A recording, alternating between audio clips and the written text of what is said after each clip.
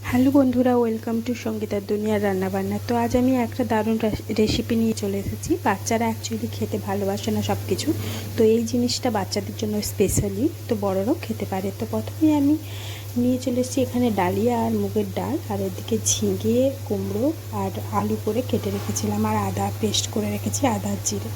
তো এটা 5 থেকে 10 মিনিটের রান্না। কুকারের মধ্যে আমি তেল দিয়ে দিলাম, একটু জিরে ফোড়ন দিয়ে দিলাম, দিয়ে একটু গরম হয়ে গেলে আদা 1 চামচ দিয়ে দেবো, তারপর সবজিগুলো দিয়ে দেবো।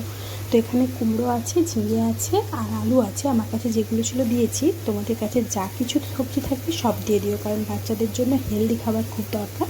তো এটা স্পেশালি বাচ্চাদের জন্য, আমি আমার বাচ্চার জন্যই বানাচ্ছি। তো বাচ্চারা এটা খেতে খুব ভালোবাসে, আর এটা খুব হেলদিও হয়।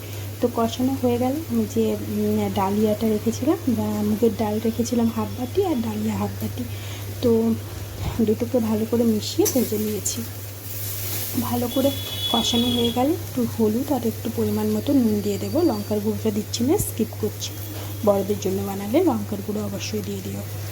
তো ভালো করে কষিয়ে নেব, ভালো করে মিশিয়ে কষিয়ে নিয়ে আমি এর মধ্যে জল দিয়ে দেব 1 থেকে 1.5 বাটি পরিমাণ।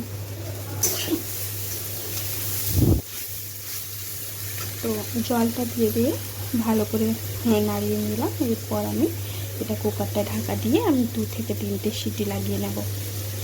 তো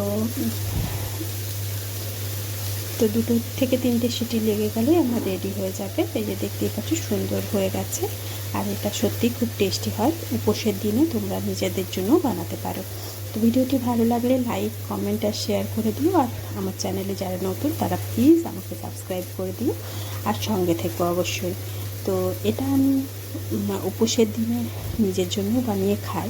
তো নিজেদের জন্য বানালে লাস্টে একটু গরম মশলা ছড়িয়ে দিও, আর 1 চামচ ঘি দিয়ে দিও।